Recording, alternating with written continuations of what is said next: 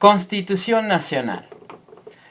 A la hora de definir la Constitución Nacional, la definimos como la ley suprema, máxima, superior de un Estado. Pero en esta definición también entran ciertos aspectos que la conforman, como por ejemplo la Constitución es el instrumento que sirve para reconocer, conceder y garantizar los derechos subjetivos de los habitantes, como también es el instrumento que sirve para limitar el poder de los gobernantes. Y por último, es el instrumento que sirve para organizar jurídicamente a la nación. Todos estos aspectos que conforman a la definición de constitución fue el producto de un proceso histórico que nosotros lo denominamos constitucionalismo. A través de este proceso que denominamos constitucionalismo, se fue forjando la idea que hoy tenemos sobre constitución. En este proceso de constitucionalismo, los gobiernos han basado su política en torno a la existencia de una norma suprema, a la que tanto los gobernantes como los gobernados deben sujetarse. Y cuando se da esta característica, nosotros podemos hablar de Estado de Derecho.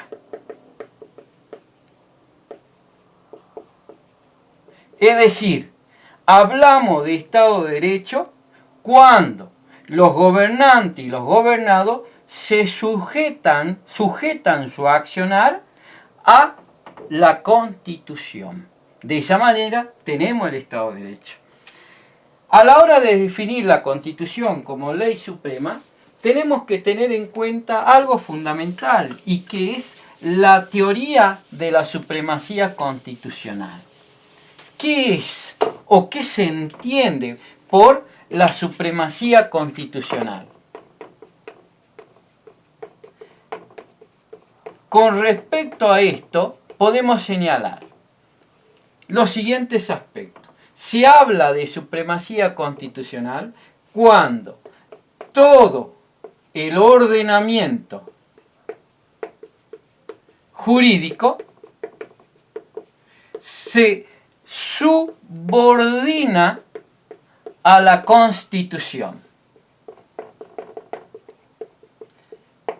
Y por otro lado, cuando las autoridades sujetan y limitan su accionar a las disposiciones contenidas en ella. Esta teoría de la supremacía constitucional se sostiene en el artículo 31 de nuestra Constitución. De ahí que tenemos que preguntarnos, ¿existe un mecanismo dentro de nuestra Constitución que tienda a proteger la supremacía de nuestra Constitución por encima de todas las leyes que conforman nuestro Estado y con respecto al accionar de nuestras autoridades? Frente a esa pregunta la respuesta es sí. Ese control o ese mecanismo de control se denomina control constitucional.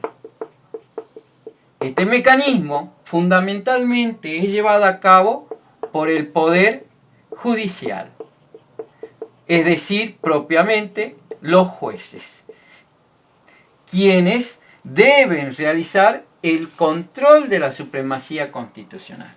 ¿Cuándo se hace o en qué circunstancias se hace? Cuando en un juicio en el que le ha tocado actuar, debe dictar sentencia sobre la inconstitucionalidad de una norma por expreso pedido de un demandante, el cual cabe señalar que es aquella persona que ha sufrido un perjuicio concreto como consecuencia de la norma que solicita su inconstitucionalidad. ¿Cuál es el efecto de la misma?